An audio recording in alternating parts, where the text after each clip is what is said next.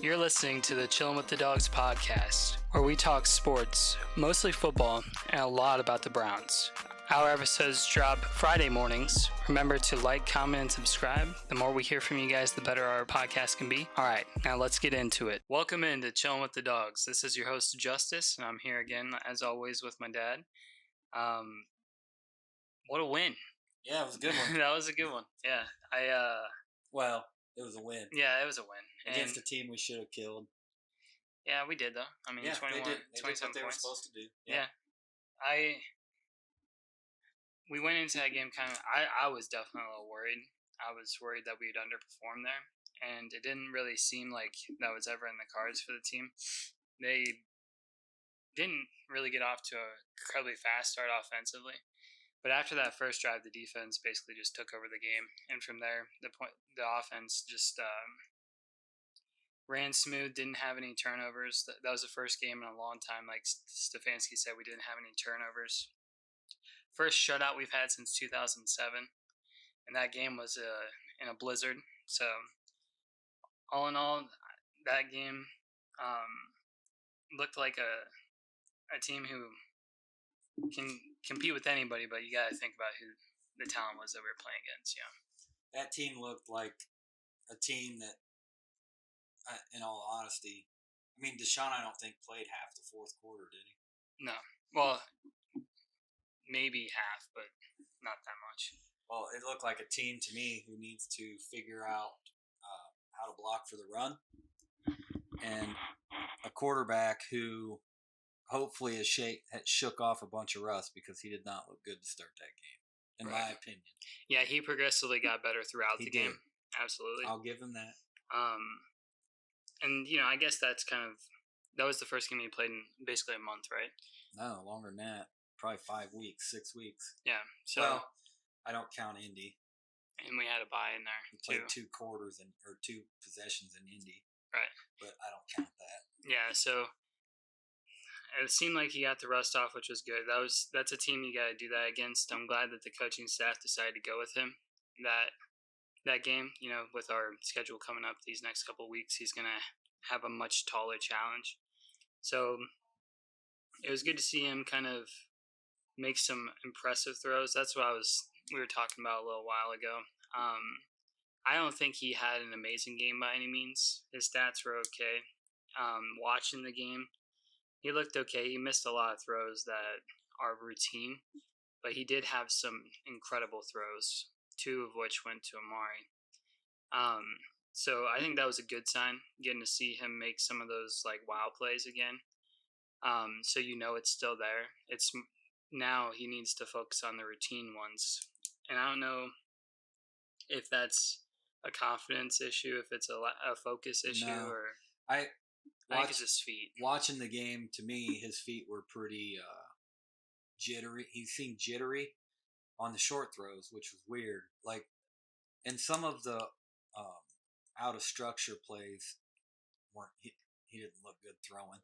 Yeah, it was weird how he would align his feet in some of those off-platform throws, because they just didn't look like a lot of the pros you see nowadays.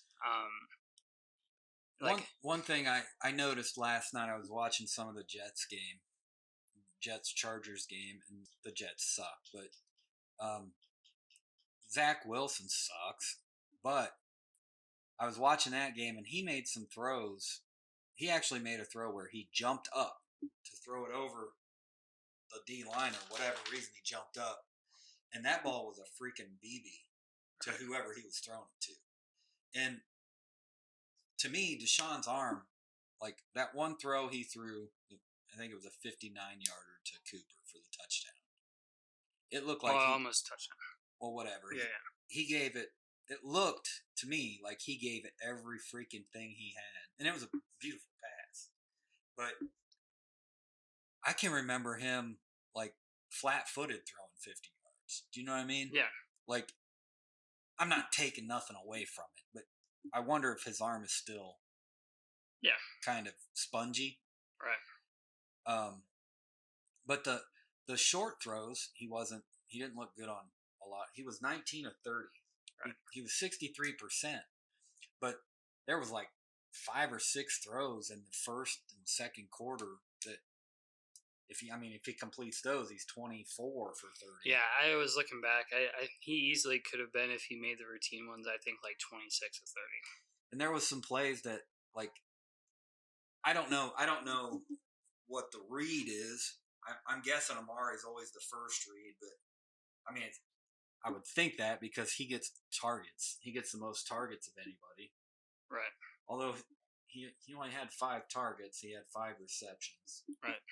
But there was a couple plays he was double covered that there was guys wide open. Right. So, like, I don't know how they're doing the reads, but to me, it looks like he's zeroing in on certain guys at times, and that's not, when we play the Ravens, that's not going to be a good thing. No, not at all. He was. That's not a good thing. I think that's him still knocking the rust off. I think that's something that will come with time, and more preparation in the film room and everything.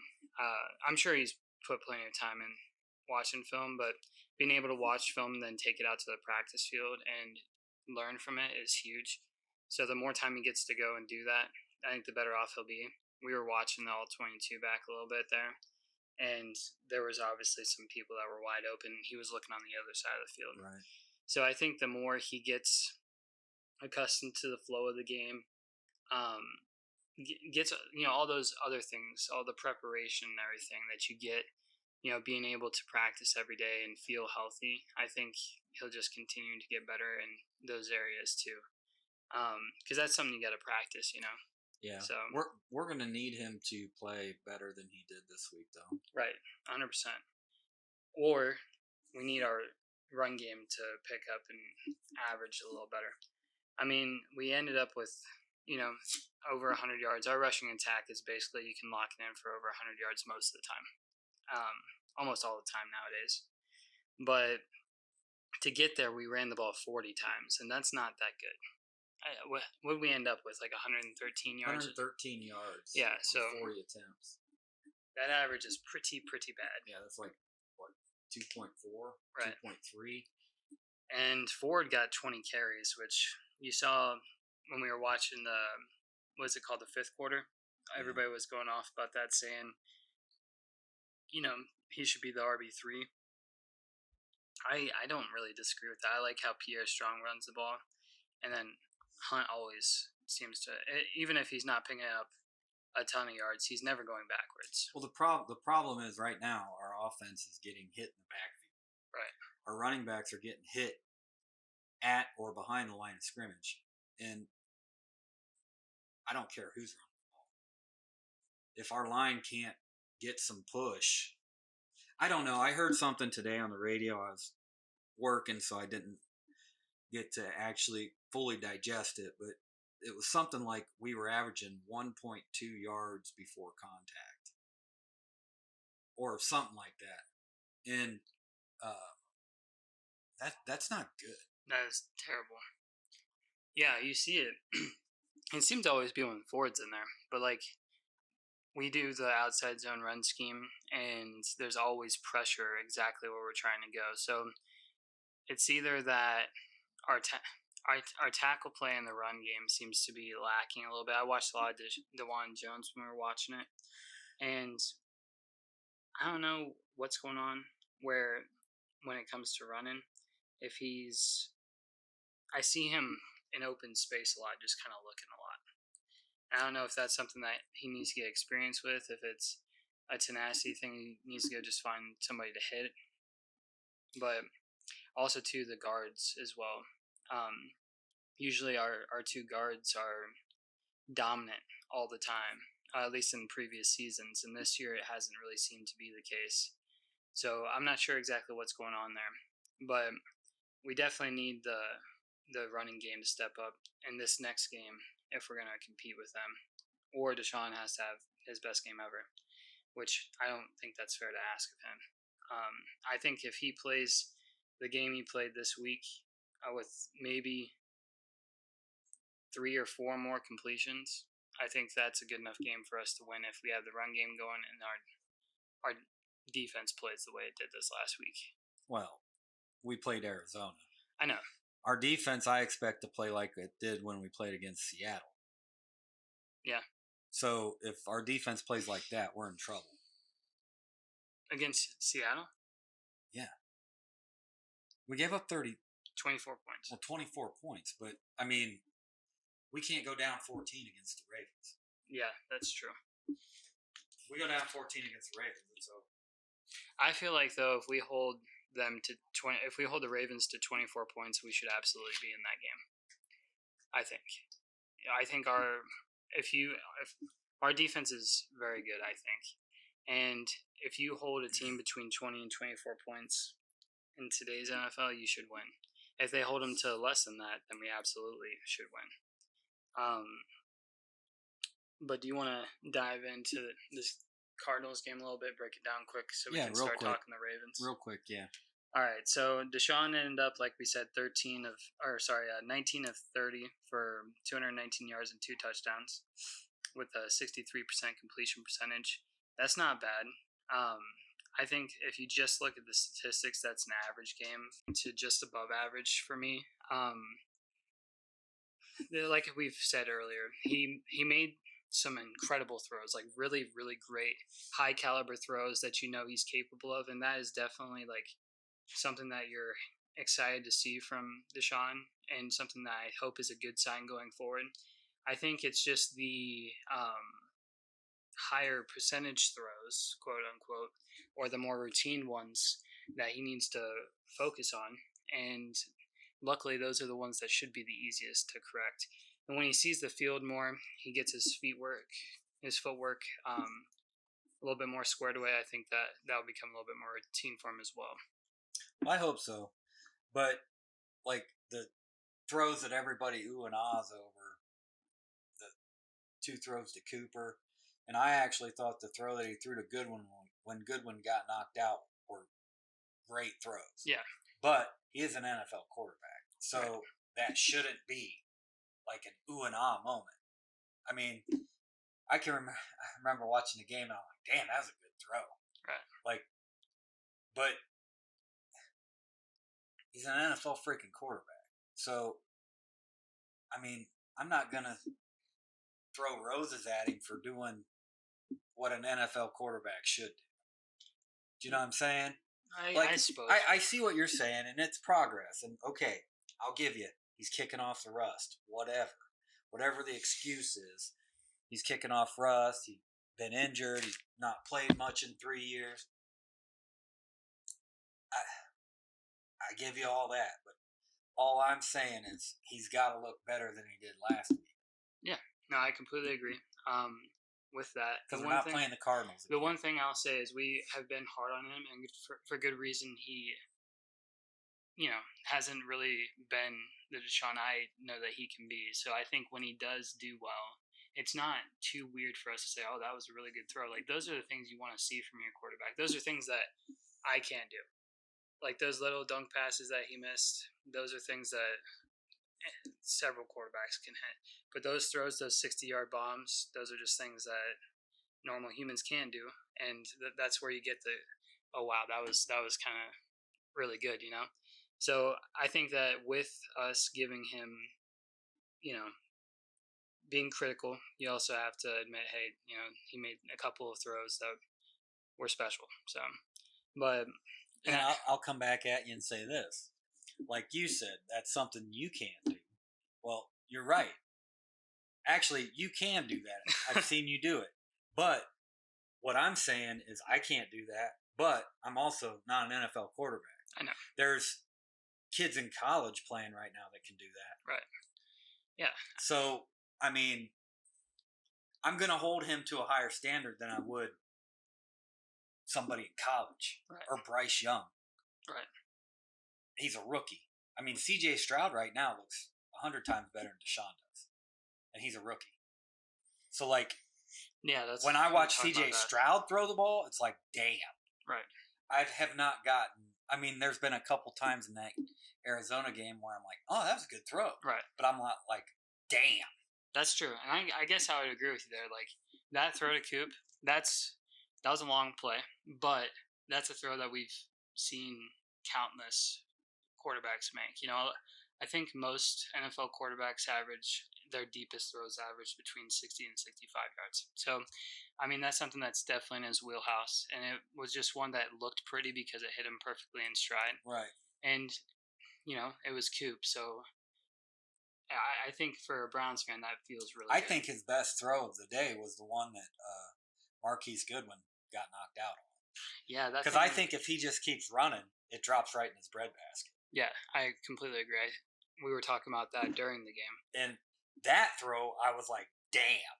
Right. Because that was a perfect throw. And I think Goodwin screwed up and turned around and jumped up instead of just keep running under. Well, if you look at the pace of that throw, he put it up higher and it was dropping. Right. And I think, like, the difference between that throw and the throw with Amari is the one to Amari was a little bit more on a rope. What didn't get as much height on it. So I'm wondering if Goodwin mistimed it and just felt like he had to get up for it because he absolutely didn't. If he ran under it like Coop had, right, that would have been a touchdown. Yeah, touchdown. So, and he's had, Goodwin's been like that 3 or 4 other times, and they just couldn't get him the ball. Right. So I don't know. So hopefully that's there, and hopefully he's okay. I haven't heard any concussion. He did. He's in protocol right now. Yeah, I hadn't. So he probably won't play Sunday. Well, going forward though, hopefully he gets healthy, and that's something that maybe we can have in the play call later on in the season. But Deshaun didn't play a bad game by any means. He played average to above average, and there's a lot more that he left out there after watching. He even said so. Yeah. So. And that's the thing is you'll always see that on tape, but you got to learn from that, and you got to, take that to the next game, take it to the practice field, all that good stuff. So let's talk about the run game a little bit. I thought there was some really good plays, but overall I don't think our run game looked very good last week. No. I think that there were a couple, Kareem had some really good, tough runs. Ford had a couple that he got out on, but it feels like he's almost not even a boom or bust guy, but like it kind of maybe a little bit like that. Like it's either he's not going very far or it's a 10-yard run. If he gets touched within the 3 yards, either way, 3-yard loss, 3 yards ahead. If he gets touched, he's only getting 3 yards, right, or negative 3 yards. Right. If he gets past the defensive line, past that 3 yards without getting touched, I mean just grazed by a defense. Once he gets outside the box. Right. Once he gets outside of the box, he's a good running back. Right. But which is why he excels in the passing game, right. I think. And he's just, to me, he's a third down change of pace. He's no number one to me. Yeah. He's the sweetener. He's the accent to your run game, I think. He shouldn't be the one getting 20 carries in a game. Oh, hell no. So, and we only got to see Pierre Strong run the ball 3 times. I'd like to see him run. Yeah. I don't know. Just when he has the ball, he looks like he's moving at a different speed than the other 2 backs. 100%. And not just that, he has a little bit more power, too. Well, he ain't got more power than Kareem. Not Kareem, but from Ford. Definitely Ford. He looks more of like a true running back to me. Not a power back by any means, but he looks like a better runner. And then Kareem, I don't know if they're still kind of working his workload up, because I would think Kareem would be the main back. No, they want, for some reason, they're stroking Jerome Ford. I don't know why. Well, if the production continues to not be there, they can't do that. They have no way of even selling the line or the players on that. So I don't think that they can do that. Well, my problem with Ford is it looks like he wants to. I don't know if he's not seeing the holes, because there was some holes that I almost think if it's supposed to be a sweep right, 37 sweep or whatever it is, it almost looks like he's going to hit the edge no matter what, whether there's a hole 2 gaps in or not. Because I saw him miss 2 holes. It's like, damn, dude. Yeah. Like, cut it up. Well, I think for him, it seems like and this is gonna be a critique, and I don't know this for sure, but it feels like there's a little bit of a lack of vision, and then it also feels like a lack of confidence because he is bouncing around and behind the line of scrimmage, and like with Le'Veon Bell, he was a patient runner. He would do similar things, but he wouldn't bounce around and stuff. He would wait for the line and then explode through it. Right. Even when the hole opens, he's never exploding through it. It's Right. like he's almost not sure of himself when he's trying to hit the hole, and that's not something you can do. The difference with him and Kareem is whether there's a hole there or not, Kareem's gone there. Right. So I think like when at least the way I look at it, when I watch the two different running, those two guys in particular, Kareem runs, there's supposed to be a hole there, there's not a hole there, he's hitting the guy in the back. Jerome Ford bounces, and then he's getting tackled behind the line of scrimmage. Yeah, it's like whenever you're doing something dangerous like football, like say we're cutting a tree and I'm roping, you have to be 100% committed to it, or else you're gonna Right. like it's gonna like you're gonna go flying up in the air or something. You have to be sturdy. You have to, if you're gonna go, you have to go 100% with full commitment, because if you do that, the odds of you even, it's very hard to lose yards if you're 100% committed and driving forward. Right. So then I think that's the one thing that Kareem excels at is he may not hit every hole correctly. Like he might not see the right hole to go through to maximize his potential, but he's hitting everything as hard as he possibly can. And that lends itself to him taking a yard, like a yard run into 4 yards and stuff like that. And that's huge, especially for our offense, because when you get into second and manageable and then third and short, our scheme is so much more potent when you can do that and picking up first downs. When you go 1st and 10 and lose 2 yards, you're already screwed. So I think that's huge. And the big thing that I'm excited for is when we get the play action game really, really going, because I think that's one thing that everyone's selling out, and that's going to come with Deshaun playing better, but they're selling out to stop the run. I think that's why our our pass protection has been so good, because people are more so concerned about stopping the run than even putting pressure on Deshaun. It feels like I was watching the game and there would be pretty obvious passing downs that they weren't getting up the field like crazy, like they were pass rushing. So I think that's something that comes with. That's what happens when you run 40 times too. Yeah. So like, that's. And a product of that was we had such a lead too. I think if that was a closer game, you would have seen a lot less rushes. But who knows?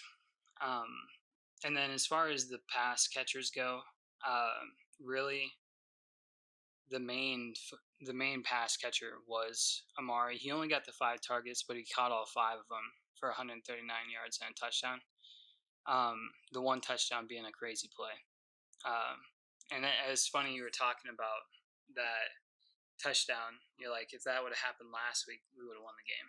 Like even if it would have hit the ground, we probably would have been a good spot to win that game. So it's funny how the football gods laugh at you sometimes. But Cooper had a really, really good game. He continues to. He's been having a great season so far. And then it kind of felt like everybody else was a little underutilized, I think. And Njoku had 6 targets, 4 receptions. But that's better than what he'd been getting. Like, it seemed like he was getting like 3 or 4. Right. Ford had 7 targets with 5 receptions. Yep. Elijah Moore was open the whole game. And I don't know, well, it says here he was only targeted twice and he had 2 receptions. I don't think that's right, because there was, if I recall, there was like 2 or 3 targets he had that were bounced in front of him or thrown behind him. Yeah. Yep.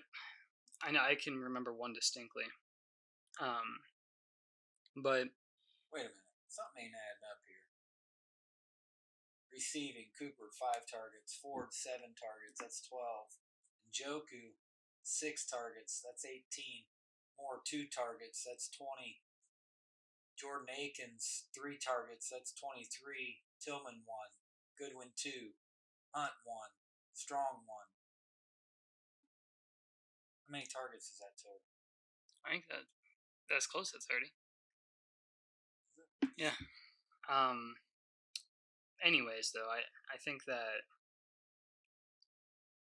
I mean, Watson had less than 100 yards to other receivers. Okay. So the big focus was Coop. But that's going to happen. I mean, he is the number one for a reason. It feels like there's a lot more in the passing game out there. But like I've said previously, that's going to come with him being on the field, seeing the field better, hitting the open guy, all those things. Really, I don't feel like Deshaun was under pressure that much in that game. I think the pass blocking has been pretty good this year. Jed Wills went on IR today. Yeah. So our line is a little bit hobbled. That probably means Hudson's going to start this week. Yeah, that's what they're saying, and we're supposed to get who's that other tackle that was on IR? He's supposed to be back next week. I wanted to say Hudson, but that's the guy who's playing. I know we got Drew Forbes. We've got. I know who you're talking about. I just can't remember his name. I can't either. But the offense looked better in this game. They got off to a little bit of a slower start than you'd want, but our defense held them and kept them in the game until we could start pulling away. So we need this week to get out to a faster start. We absolutely have to. This week the defense is going to have to create some turnovers, which they did a good job of this week. And obviously, it was a rookie quarterback. I mean, everyone's probably heard all week long how historic that game was. I mean, if you ever hold a team to 58 yards, that's one you mark. Yeah, so that's pretty good. That was a crazy defensive performance. Dalvin got. They said they show he has 2.5 sacks, but I think he had 3 sacks in that game. Oh no, they took one away. Well, it's showing on that it's still 2.5. Yeah, so he must have had 3.5, and then they took that one off. But I think he at least had 3 from what I saw. Z had 1, Shelby Harrison had 1, Jordan Elliott had 1, Garrett had 1. I think we ended up with 7 sacks. I heard 9. Oh, really? Okay. Well, yeah, there was plenty of pressure on that young rookie quarterback. Taki had an interception. I know Ward had his interception. So we're creating turnovers, which is good to see this defense do because on here it says he was sacked 7 times. Yeah. But they said on Browns Daily today they had 9. Unless I heard wrong. Like I said, I was working, so I was kind of half listening. Right. But that defense played out of its mind, which, everybody's going to say, well, you have to look at the competition they were playing. But if you hold a team to that low, that's pretty crazy. Yeah, the defense. I mean, I don't have much to say about defense. Not really. I mean, they looked like I hoped they would. Right. And how they should against that team. And, I mean, it's a professional team. But if you think about it, it was kind of like we were playing a college team. They were starting a rookie quarterback. I don't know who their running back was, if they even had one. DeMcCarro or whatever his name is. I mean, I don't know. Yeah, they seem to be in a rebuild mode for sure. But the defense played well. Yep. And our special teams played well, I think. The new kid that they got, returner, he made a good couple of returns. It's just they all got called back for penalties.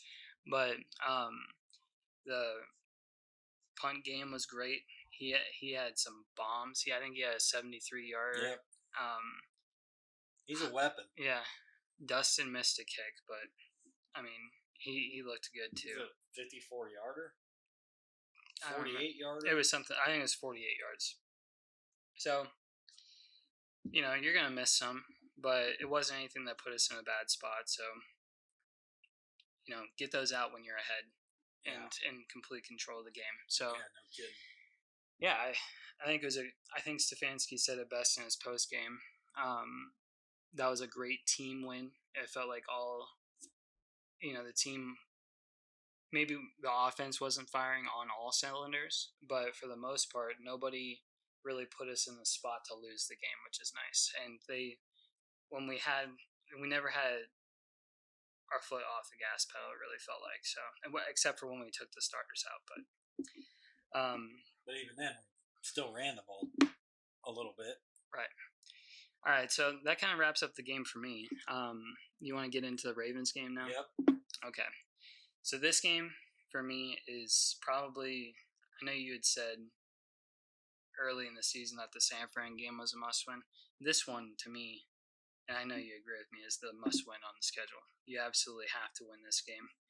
This is the game that worries me the most on the schedule for the remainder of the season. I think, the Ravens the past 2 weeks have really put it to a couple of decent teams. So they're playing really, really well. Lamar didn't have a crazy game last week, but he really didn't have to. Their running game is really good, which luckily our run defense has been a little bit better. Well, it was definitely better last week, but other than the big plays we've given up in the run game, our rushing defense has been really good this year. So I think this game for me, like I said, is a must-win and is the scariest.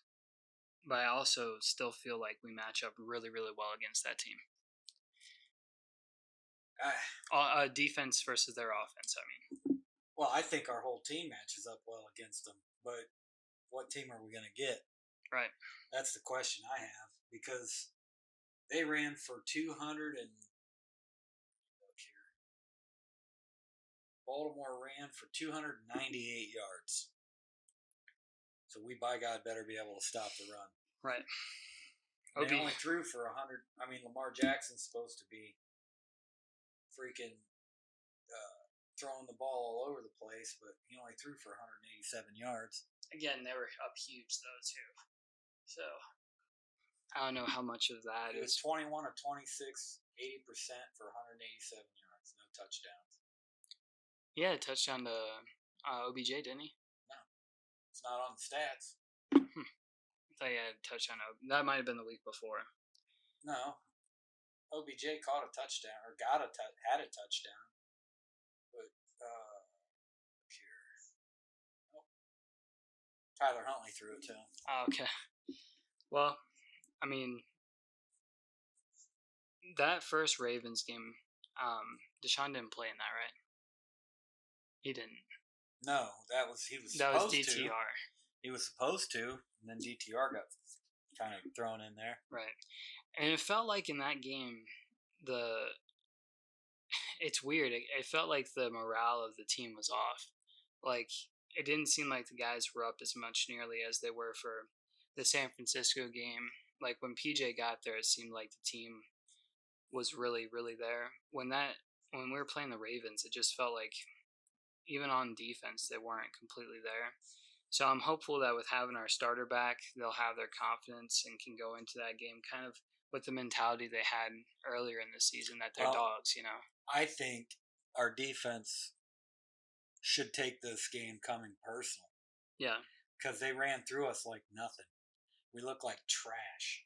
These guys want to be rated up there with the best defense that ever was. They gotta show it this week. Right. This is the team you gotta do it against. They're what? They're 7-2, or I think they're 7-2. Right. So they're in first. And our division is stacked right now. I heard a thing today on the AP Power Poll or whatever it was, or the Power Ranking. All 4 of the AFC North is in the top 13. The Steelers are rated 13. Right. I wonder when the last time that was. Never. Probably never, right? Or at least not since the Browns have been back. No, I would say probably never. And, well, the AFC North has only been around since the Browns been back, I think. Oh, well, there you go. Because it was Essential before, right? Yeah, I think they redid it. They had to have. Because the Ravens wouldn't have existed. But yeah, so what I'm worried about is I really don't worry about Lamar running the ball against us, No. and I probably should because he did it the last time we played. What was that? Week 3, Or week 4. Yep. Yeah, Browns Ravens. Yeah, Lamar had 186 yards passing and 2 touchdowns. He only had 27 yards rushing. Yeah, I don't remember him hurting us too much with his legs in that game. He had 9 attempts, but he did have 2 touchdowns rushing.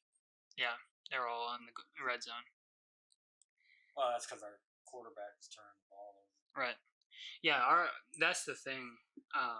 In that game, the first time we played them, is we didn't take care of the ball at all, and that really did put the defense in some bad positions, and they were on the field a ton. So I feel like if we have some good time of possession here, Well, in that game, poor DTR threw 36 passes. We only rushed 25 times. Right. So if we flip that and do what we did the last 2 games, I don't know how we couldn't win the game, especially if we don't have turnovers. The turnovers, if our defense can actually get some turnovers, because Lamar's he's gonna cough it up. If you, here's the key. My key to victory this weekend. We have to pressure Lamar, make him uncomfortable, make him want to run, and then I don't care who it is. We need like 3 or 4 sacks, hard sacks. Maybe a couple strip sacks would be perfect. And then the offense to just not turn the ball over. We have to be able to run a little bit, throw enough to loosen up the defense. And then hopefully, if I was the coach, Kareem would be the feature back this week. Because I want to punish the defense. Yep. I want to run the ball 40 times. I'm going to put Nick Harris in the backfield. I'm going to put Kareem in the backfield. And a tight end in the backfield, and I want to pound that defense. I want to pound them. Do the wishbone. I want to make them cry and not want to be there. If I'm the coach, but I'm not. So I'm just hoping. I'm hoping that we have kind of the same formula this week as we did last week, and I'm expecting Deshaun to play 5% better than he did last week. Let's say, in my opinion, he was 60%. That's above average. Still a feeling great, though. Well, yeah. No, but I know what you if mean. If he was 60% last week, if he could get to 65, 70% this week, like... Oh, yeah. Like, okay, he played against Indy for 2 possessions. I would say he was a 20% in that game. Right. Now, this week, he looked 60%. Not 100% of Deshaun Watson, but like 60% of what I expect him to be. If he can play 67 to 70% of what I expect, what everyone expected Deshaun Watson to be, we're going to win the game. Right. If our defense shows up. Right. If we play as well as we did against the 49ers in this game, we'll kill them. Yeah, I agree. Because I think Lamar will get frustrated and he'll start making stupid mistakes. And because he can't throw. I don't care what anybody says. He was 80% completion this week. I don't care. If we can frustrate him, he'll throw us the ball and he'll turn it over. That's the key. 70% Deshaun Watson and our defense to show up, and we win the game. Yeah, I think we win the game relatively easily if that's the case. I mean, 70% is above average, or actually, that's really good in the league. So, I'm not talking completion percentage or anything like that. I'm talking 70% of Deshaun Watson. Oh, okay, I got you. So, like, yeah. He played as a 20% Deshaun Watson against Indy in those 2 series. Right. This week, I would say, from what, like, everyone's like, oh, Deshaun's going to come in and tear it up. Yeah. He's Mahomes-like. So, he's not there yet. But I would say, I would put him at like 60% last week against Arizona. He was 60% of what everyone expects him to be. So, if we could get 70% this week, I think we win handily. No, I think, yeah. one thing I saw, not to switch topic too much, but I thought was pretty funny. They've been doing a lot of like ranking quarterbacks on Twitter and stuff like that, and I've seen a lot of people have Deshaun Watson as the 32nd best quarterback in the league, which to me was surprising. Like they have him below Sam Howell, they had him below Badge and stuff, and I don't know. Seeing that was kind of odd. I don't think he's that bad. If you break it down for the season, the sample size that you've had, I can't really disagree with that. Yeah. I mean, Sam Howell isn't great, but he's had some good games. He's had some damn good games, and that Badgett had a great game. Right. The one game. He's only getting 2 games in. I wouldn't say he's better than Deshaun, though. No. But, like, if you're taking the starters, I couldn't argue with that. If you get 70% of Deshaun in this game, I definitely see us winning this with the defenses playing well. I think for me, the biggest key in this game isn't even really Deshaun. Deshaun needs to not turn the ball over. That's his thing for me. It's more so I'd really like to see our rushing attack kind of get back to what it was. Obviously, it's hard to do that without Nick Chubb. But if you're I think if you average close to 4 yards a carry in this game, I think that puts us in a really, really good position. I understand the whole Nick Chubb thing, and I love Nick Chubb. He's my favorite football player since like Bernie. Right. So, but you put Kareem Hunt back there, and you tell him you're our guy this week. You're going to get 25 carries. We're going to give you 25 carries. Go in there. I want you to beat the shit out of people. That is the exact thing I would say to him. I'm like, Kareem, I'd be like, Kareem, this week I'm going to give you 25 to 30 carries, and I want you to go in there and punish people. And I would challenge our offensive line. This is the game plan. Nick Harris, get ready, bud. He played 18 snaps this last game. Yeah. Get ready, bud. You're going to basically be a starting offensive lineman because you're going to be in the backfield the whole freaking game.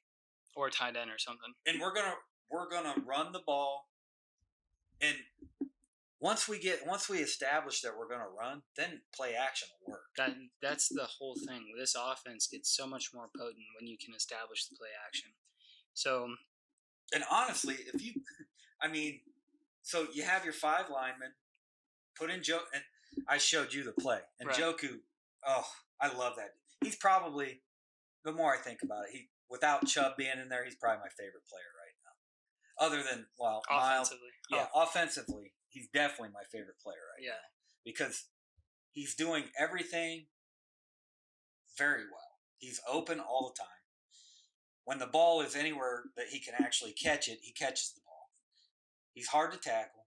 He runs people over. He stiff arms people. He jumps over people. He pancake blocks people. I love the guy. And we need to use him more. So you put Harris in there, and Joku in there, throw Harrison Bryan or whatever his name is in the backfield as a fullback. I don't know. But I mean, Stefanski's smart. I can't even argue with the play calls. A lot of the play calls that he called. That's a good thing we should say. I didn't. I wanted to say that, and we didn't. But like, we were watching the 5th quarter, and there was all those tweets coming across at the bottom, and you and I were watching that, and I'm like, what are they talking about? Like, Deshaun didn't look great, but they were talking about he's trash, trade him, whatever. And I've said that myself. Right. But I'm giving the guy some time, and I've been very critical of Deshaun. And I don't care about last year, all the off-field crap. I don't care about that. I look at him as strictly a football player. If he was sitting here at the table, I would like to think that I could talk to him and be critical of him, and he would be like, yeah, I can't really argue with you. I know when I'm doing when I'm doing my job and I'm not doing a good job, I take criticism. Like, I would like to think that he would do that. And I have nothing personally against the guy. Don't care. I don't know him. But he doesn't look. He looked better this week, and I'm willing to give him another opportunity. I'm hoping he doesn't regress this week. If just a step forward every week, even if, and this is the other thing, even if we lose this game, which if I'm gonna pick the game, I can't pick us to win, and I hate saying that because I don't hate Lamar. Lamar's a good dude. He's funny. People that play with him love him. He's good in the community where he lives. Lamar's a good dude, but anybody listening knows I think he sucks as a thrower of the football. He does not. If you put cement blocks on his feet and take away his running ability, he's done. He's just like Cam Newton. He's done. Well, yeah, and that's the thing on this podcast. We don't talk about these players as if we're talking about the person. We're only talking about them as the player that they are and the things we see on the football field. Because to us, that's really the only thing that matters is just W's. And then we'll break it down more so into individual performances. Like I've said before, Lamar sucks, but he doesn't suck. He's very good at what he does. But if I was running a football team, I would not want him as my quarterback. Just because I don't think he's a good quarterback. I think he's a great running back who can throw the ball. Yeah, that's what. Like for me, I'm a little bit higher on Lamar. I don't think he's an elite passer at all. It blows my mind when people say that he's an elite passer. I don't think right now in the league, honestly, there's all but a handful of elite passers. If people watch the games, and I do this because I love to argue with people about Lamar Jackson. He has the most wide open people. Him and Patrick Mahomes. If you're gonna tell me that if a person can sit down and put Patrick Mahomes and Lamar Jackson side by side and tell me that Lamar is as good of a passer as Patrick Mahomes is, I probably would smack him and commit him to an insane asylum. Because both guys have guys running wide ass open all the time. And Mahomes hits his guys in stride. If you watch Lamar throw, yeah, he's got a cannon. Yeah. But his accuracy is not good. He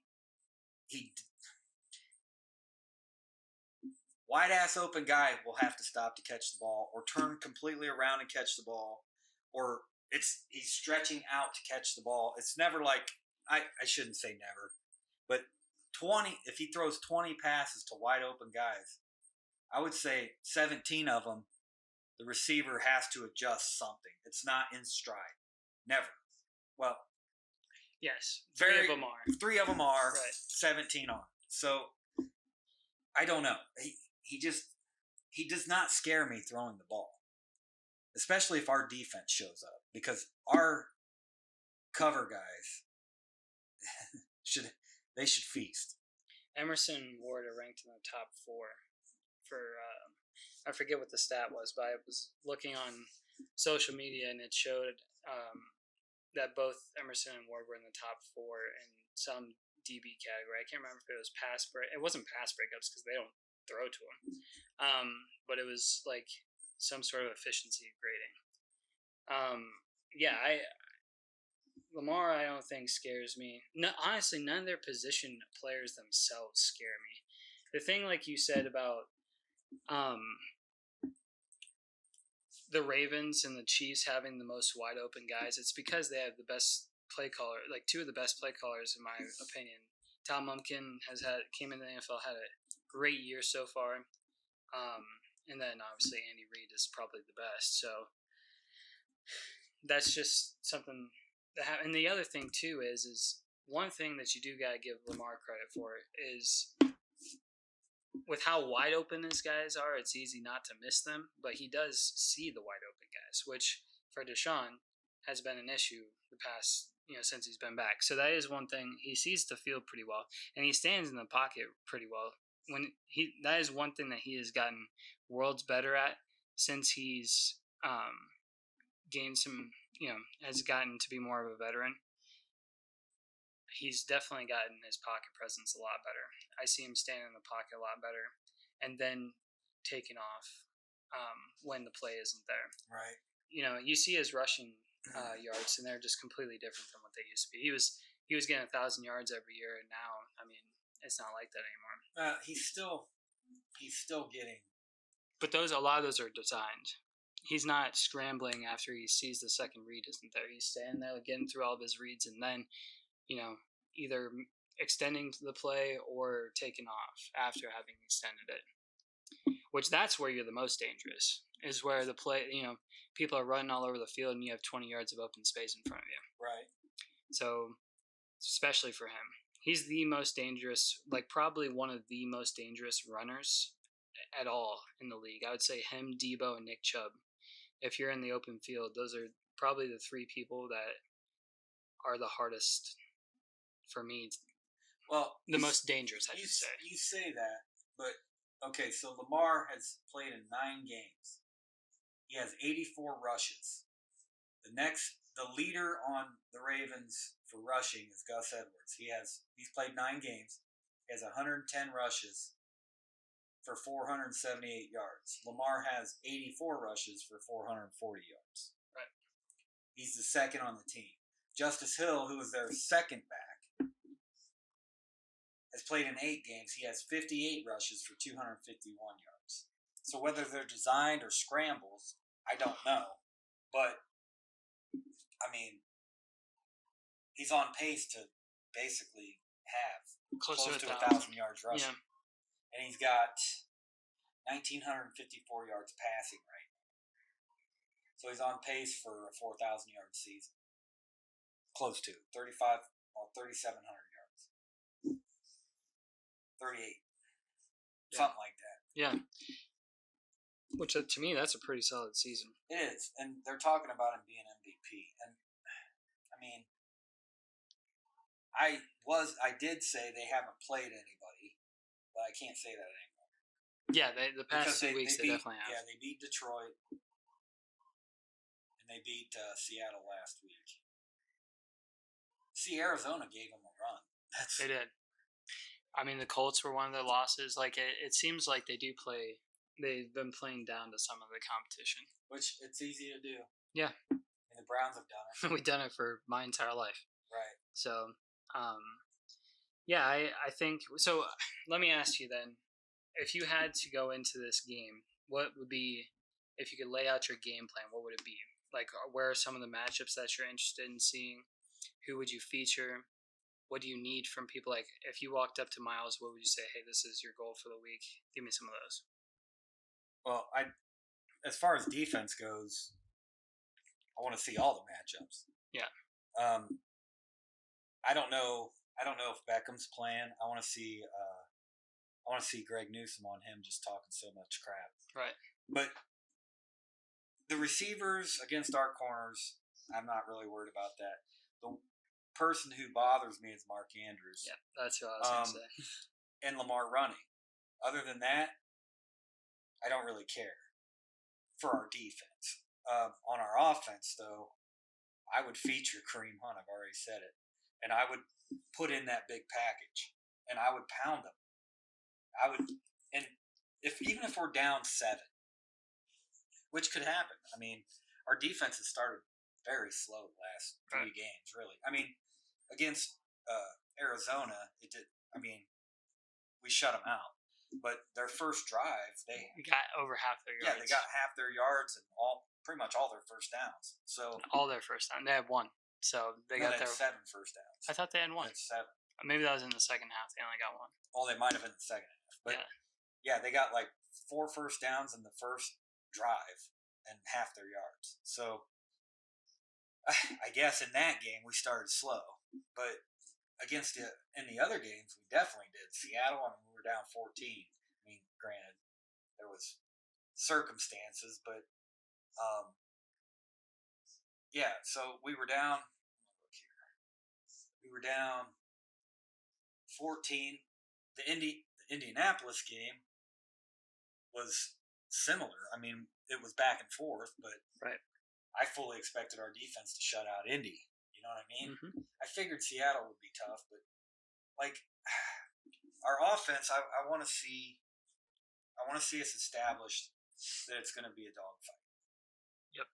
I want it to be a physical game. and I fully expect to see people get hurt in this game. I don't want to, but I expect to see it. I completely agree with that. The one thing that worries me about their offense is Mark Andrews. That's pretty much it, to be honest. I think we kind of do match up well with Mark Andrews, but he's very crafty and he always seems to do decent against us. So he's the only thing that really worries me. And then I guess you could say Lamar running, but I think we have a very fast linebacker core, Delpit. I think we mitigate some of that. So Lamar doesn't worry me running too much, but then when I say that, he's gonna probably do it. So I almost expect us to play a lot more zone this game, and see, I feel like that's bad for you. I mean, to stop Lamar, I get why you would do that, but I just hate zone. I don't think our corners are as great in zone. Well, no, they're not, but you can alleviate some of Mark Andrews in zone. See, I think that's a fallacy. Yeah. A good tight end, you hear all the time about Travis Kelce finding the hole in the zone. Yeah. And it's not that difficult. I know. And I wouldn't do it. I think we're going to. I think that's what they're going to do. Yeah. No, what I would do is I would man up and I would put JOK spying. Yeah, that's what I would do. And I'd be blitzing a lot because I want the ball coming out quick. Either coming out quick or there's nowhere for him to go. That's what I want to see. Like, I don't know what it is about Joe Woods, but the defense played really good with him against Lamar. And I trust Schwartz enough to go in the film room and figure it out. Right. So, and I know he's going to challenge the defense. He's going to pull that tape up and be like, look, guys, they bitch slapped you. And then they pissed on you and laughed at you. Right. I think Roquan Smith even said, we're going to go in their house. We're going to smack them in the face and basically take their wife and children. Yeah. And I would be playing that too and be like, look, these guys do not respect you. Yep. So let's make this a dog fight. And I would walk up to Kareem and be like, expect 30 carries. Nick Harris, you're going to be playing fullback. You're now a fullback, bro. And I want you to blow people up. That's the way I would handle it. Even if we're down. If we go down 7-0, I don't care. I don't want to air it out. I want to make it as physical as I can make it, at least in the first half. And then in the second half, okay, we'll play action and take some deep shots because I don't think their corners can cover us. I don't think so either. I think this is a very, very winnable game. I'm not going to predict that we do. I just have I don't know. We're there, right? It's an away game. Yeah, Stefanski's road record isn't great either. Right. So, I agree. I guess I said on defense what I'm most concerned about. I would say offensively for me, I think I don't really care.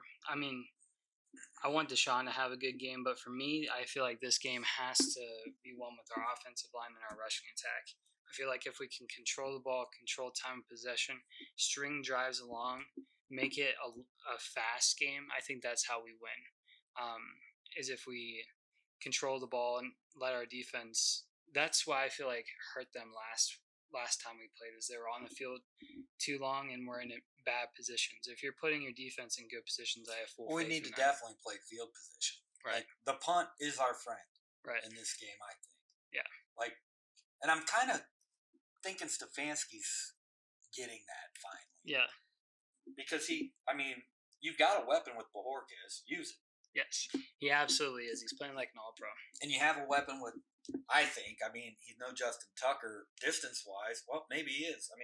Yeah, the guy's playing pretty good, but, like, he's a weapon.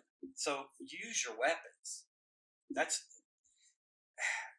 If the only thing I could really critique Stefanski on this year is the lack of the lack of use that our weapons in quotations.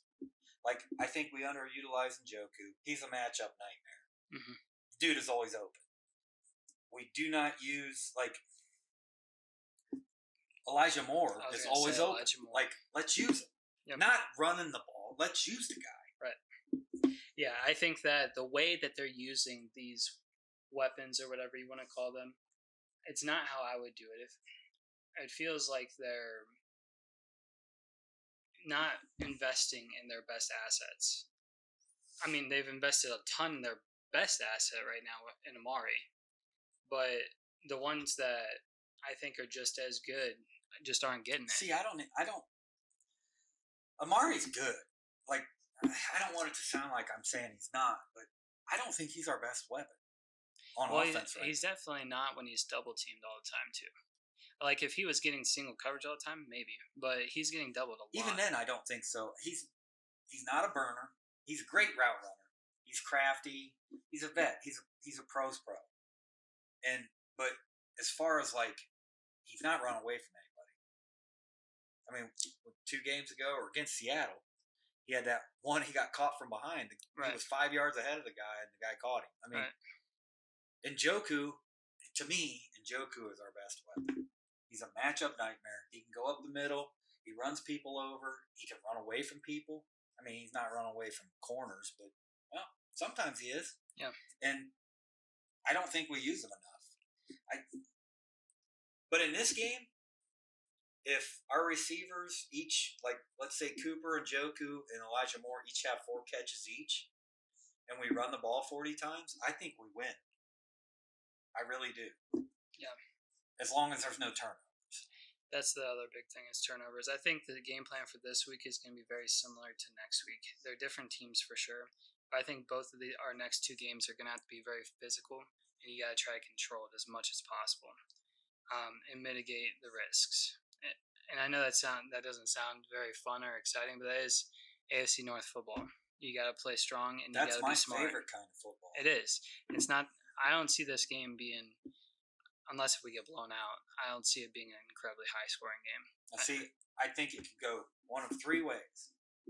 Number 1, our defense shows up and they're pissed, and they sack Lamar, a couple strip sacks, maybe a touchdown by the defense. I could actually see us getting a punt return touchdown this go around too. But okay, so I could see it being like 32 to like 15 Cleveland. I could see it being 32 to 15 Baltimore, or 14 to 13. Either way, like I could see it going all 3 ways. It just depends on what team we show up as. See, I see it going 27. I think if the Browns play the best football that they can play, I think it's going to be 27 to 13. I think if we play poorly, it'll be 30 to 10. I see the game being more so like 27 to 23 either way. Like, and if I had to guess or if I had to bet this game, I would bet the Ravens beating us 27 to 23. Don't like that, but I see that score. That's not a crazy high scoring game. It's what? That would be around like a 42 probably over under, I would think. No, it'd be more than 27 to 40. Or 27 to 23 would be 50. 50. No, 52. It'd be 50. Yeah, 50. Right. So then maybe I don't see it that high. Maybe 24 to 20, kind of like the Seattle game. But this game worries me. It's the one on the schedule that worries me the most, honestly. We play Cincinnati well. We play Pittsburgh at home, and I think that we should be able to take it to them. I think the last time we played them, there were so many factors that went into that, but you gotta have this one. So the Browns are 5-3 right now. Right. Okay. 5-3. Okay. I think everybody's 5-3 except for the Ravens. Yeah. So we have Baltimore this week. If we lose this game, that's 5-4. Yep, it'd be 8-2. They would be 8-2. Well, I don't care about Baltimore. That leaves Pittsburgh, Denver, the Rams, Jacksonville, Chicago, Houston, the Jets, and Cincy. Mm-hmm. So let's just say, we have 3 division games left. If we lose all 3,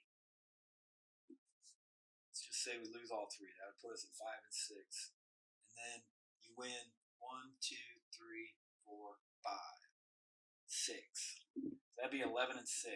You think we make the playoffs? Yeah. So we, in your mind, we don't even have to win another division game to make the playoffs.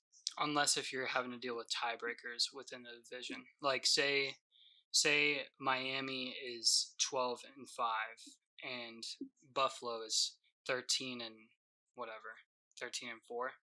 So I like see that happening. I know, but I'm just hypothetically. I would think that there could be a scenario where there's a tiebreaker, like say we're 11-6 and Pittsburgh or whoever the last seed is 11-6 and they have the tiebreaker of us. That's the only way I would see us not making it. But if you go 11-6 on the year, you should be in the playoffs. I think wherever the cut is usually for most seasons, because sometimes you got 9-8 kind of getting in there. I think if you're 10-7, Yeah, but normally that's the division leader. Yeah. Like the 1 year Jacksonville made it, they were what was it, 8-7? No, 9-7, 9-8. Right? Yeah, 9-8. And they made it in. Right. Yeah, I think that if you win 11 games, you should be in the playoffs. But I don't see us losing out the rest of our division games. I see us maybe losing to a non-division opponent, maybe. Like I can see 11-6 being our record very, very easily. I could see us being 10-7. Those are the two things I probably would say I see the most. Because I feel like if you go 10-7, it's a little bit of a letdown. If you go 9-8, it's absolutely a letdown. Anything worse is bad. Well, I'm looking at the schedule, man. I don't know how we could go any less than 11-6. Because I think, this is a winnable game. But let's say we drop it. So we drop the Baltimore game. We have Pittsburgh at home. I think we should win that game. 100%.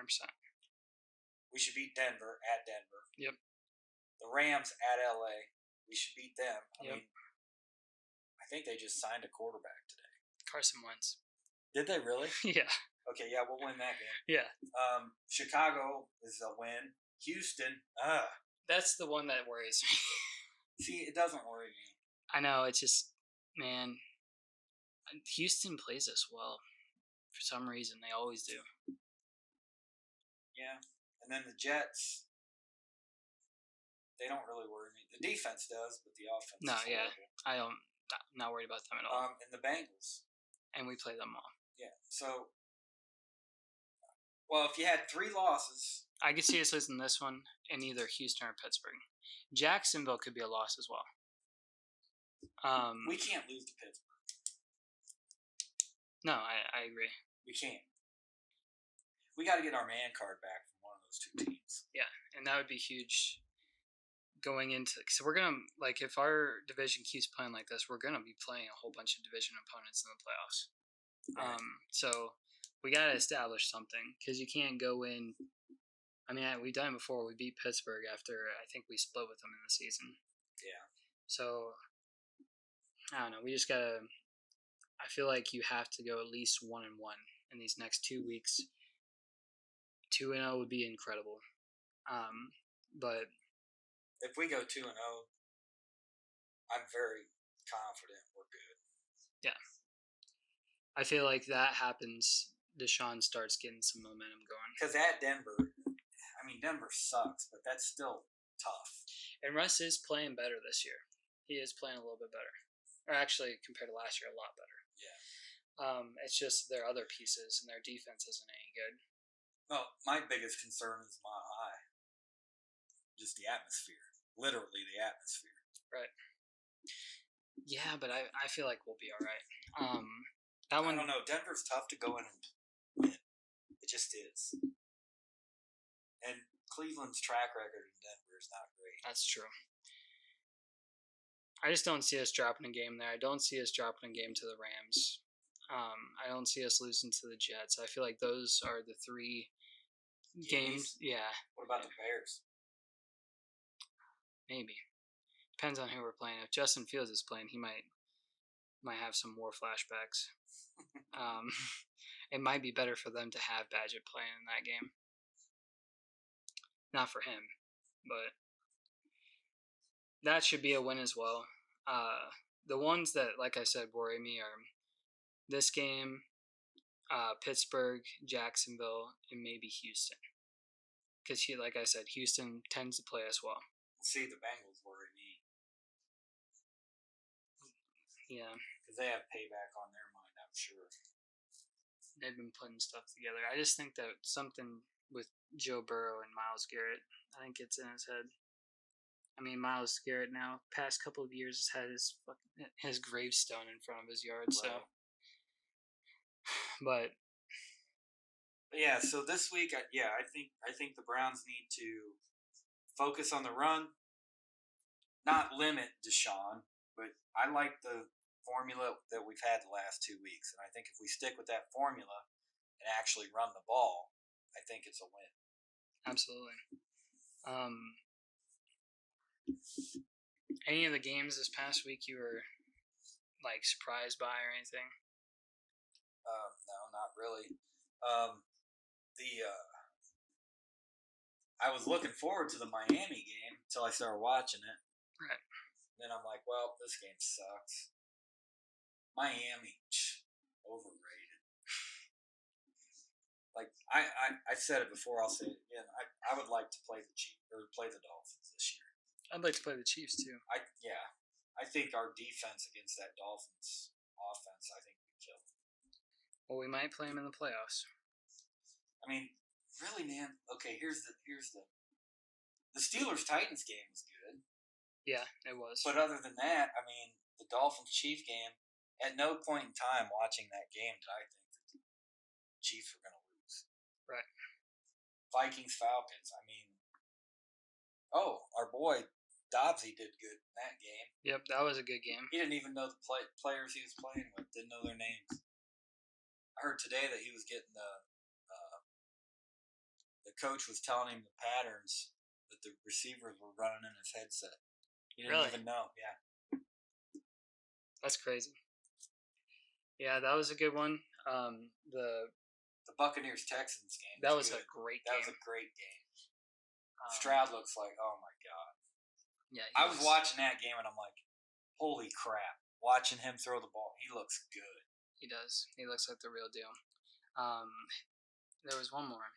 Dallas and Eagles was okay. That was a good game.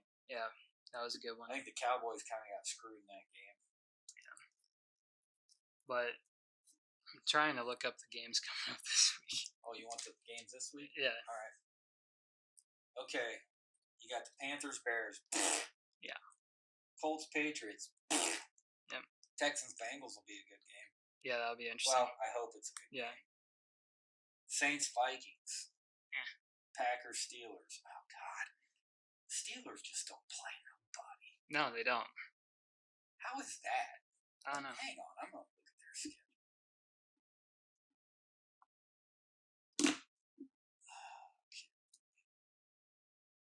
Okay, they beat Tennessee. They shouldn't have beat Tennessee. They lost to Jacksonville. Beat the Rams. I can't believe they beat Baltimore. They played Green Bay. Then they got us and Cincy back to back. They got Green Bay at home. That's a win. They play us and then Cincy away.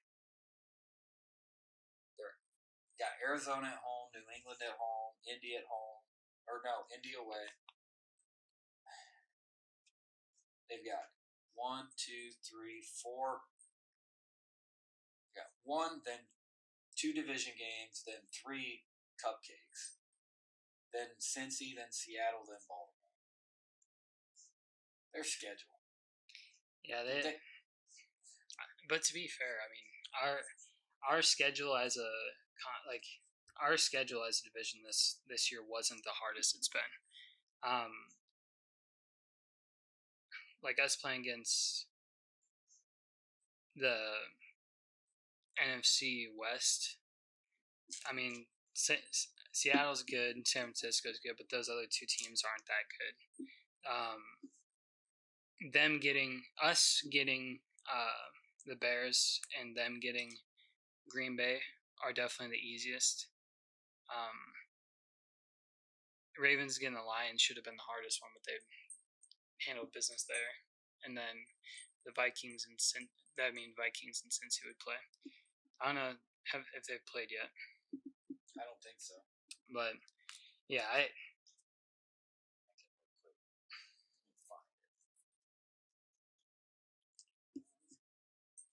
Are the Bengals on bye this week?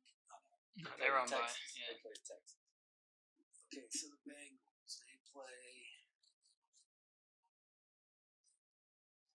Minnesota. They haven't played them yet. That's week 15. They play them. I think they would be favored in that game. See, I think the Bengals have the hardest remaining schedule. They've got Houston, Baltimore, Pittsburgh, Jacksonville. That's all in a row. Indy, Minnesota, Pittsburgh, Kansas City, and Cleveland. Yeah, that is easily they the definitely hardest. have the hardest schedule. Well, they were first place, so it makes sense. And they played the Rams, Tennessee, and Arizona, and Seattle.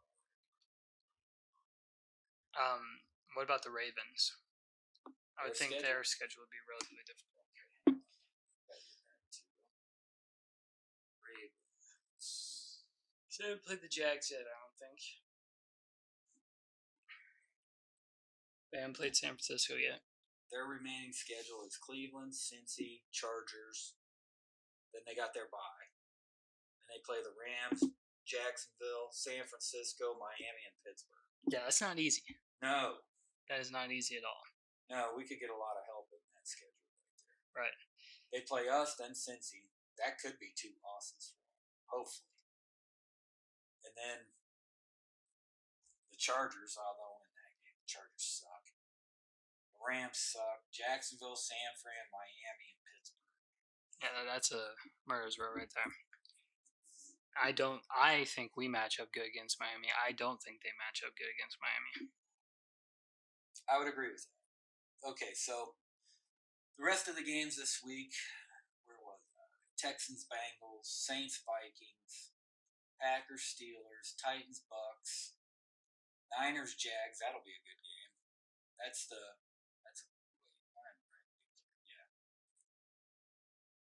Niners, Jags. They play the same time we do.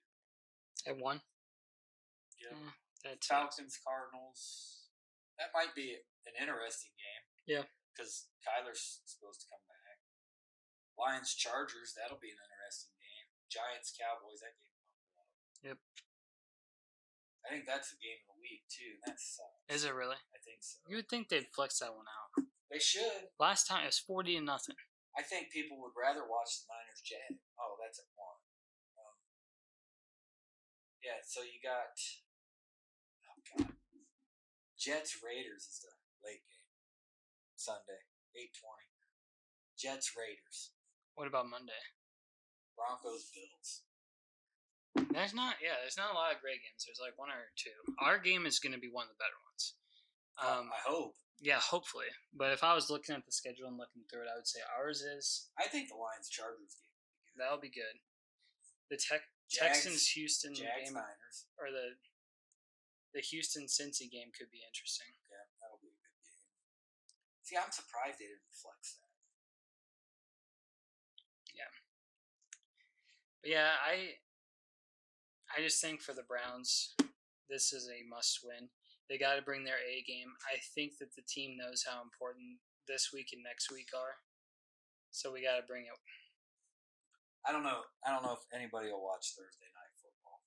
Why? Panthers Bears. This week? Yeah. Dude, the primetime games have not been that good this year. Can you imagine Al Michaels right now? He's probably kicking himself for taking that job. If I was Amazon, I'd be pissed.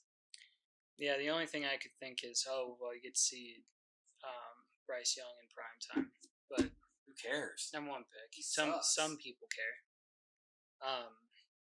I haven't seen him. I don't know how he's doing. I don't know how the heck they beat the Texans. I can't believe they beat the Texans. But anyway, so that's the slate of games. Like you said, there's not many good ones. Well, Titans Buccaneers could be good. It just depends on what you like, I guess. I mean, we're saying this. We like close, competitive, hard-fought games. I mean, if you like blowouts, that's you'll like this week. So maybe I mean, Thursday night you got a combined 3 for 14. Yeah, jeez, that's crazy. I mean, that's horrible. And then the Sunday night game, you're 8 for 9, 8-9 combined. They got to do something. Oh, it's not even. I don't know how. As the NFL, I don't know how you would even schedule this because Panthers Bears, you would think, okay, you got Justin Fields. Everyone was excited about him last year, and you got the number 1 pick, Bryce Young, who's great. He's only 5 foot tall, but he's great. And then you got like the Jets playing the Raiders. It's the late game. Jimmy G with Devontae Adams going against Aaron Rodgers and the high-flying Jets, and they both suck. Yeah, that is probably one of the hardest jobs. You can't see the future. You just go off of what you see on paper, at the start of the season. But when they came out with the schedule, I remember on the Really Big Show they were going through like the late games. They're like, oh yeah, Jets, Raiders, Jimmy G, and blah blah blah, and it's like Aaron Rodgers, Devontae will be on the other side. It's like the first time they played against each other. It was a big storyline. Now it's just trash. Right. But the Raiders won 2 straight. They've won, honestly, I think the Raiders won that game. They haven't won 2 straight. Yeah, they have. No, they haven't. I could have sworn they did. No, they lost last week and fired their head coach. They won this last game, but the week before that they lost. Maybe I got it mixed up. McDaniels got fired. You're right. I thought he got fired 2 weeks ago. No, they got the interim coach bump. Yeah, this last week. It seems like the team really likes him too. Well, they should. He's a former player. Right. So, all right. You feeling like wrapping it up? Yep. All right. There's not much to talk about, man, really. Yeah. I mean, the state of the league, it's bad ball. Lots of bad ball. And that's the thing is we like close competitive games, and there are some close competitive games, but that's not because 2 teams are playing great. No. There has been a lot of meh quarterback play. The defense is, I don't know. I don't know if we've talked about this before, but I think I might have mentioned it last week. Is it that the quarterback play is worse? Or the defense better? Or the defenses have finally come around? I think it's a little bit of both, because the thing is it's really easy to defend against a bad pass. Like what Deshaun Watson skipping the ball 5 yards in front of the dude. And that's super easy to defend against. And you can't say the defense is playing well. Yeah, but like Patrick Mahomes what's he thrown? 17 touchdowns and 9 picks? Right. He's like he's 2 to 1, which is really good. But for him, you wouldn't think that's good. 2 to 1's not that good. Like 3 to 1. There you go. Well, yeah, but I mean, it just seems like, I don't know if maybe the defenses have come around and maybe the running game will come back. Because there's not a lot of teams. Defense, I think, maybe has, yeah. There's not a lot of teams that can run the ball. There are a lot of good ones, like the Jets, like even the Texans, who don't have a ton of superstars on their team, play tough. Like there's some good defenses out there for sure. And I don't know. Hopefully it starts getting better. I think you're going to start seeing teams separate now. I mean, our division is super close. I think now is when teams are going to start separating within our division and throughout the league.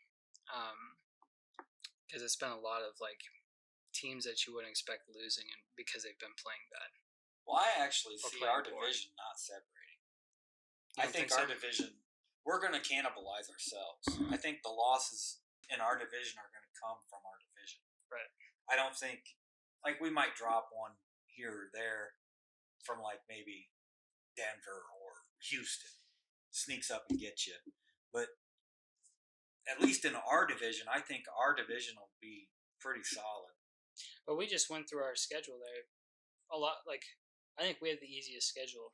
Oh yeah, going definitely, forward. definitely. Everybody else has harder. I mean, I could see Ravens losing San Fran. Yeah, but let's say the Ravens lose 3 games. They're only 5 losses. Right. Right. So I mean, that's what I'm saying. Like, Yeah, you're right. You're right. Like the only one that you can really say that would be Cincy, because well, they're the same as we are, so they're 5-3. Right. Started 1-3 and they're 5-3. So I mean, they have a tough schedule too. But let's say they drop 3 more games, then they're 11-6. I mean, I think we're all going to be right in that area. Yeah. Other than, if they drop 2 games to their division and 2 games outside of the division, okay, they're 10-7. You know what I mean? That's why, like the AFC South, Jacksonville could be 13-4, right, and everybody else could be below 500. Right. The East is looking like that. I mean, Buffalo don't look like gangbusters. They could be 10-6. They could be 9-8. Right. You know what I mean?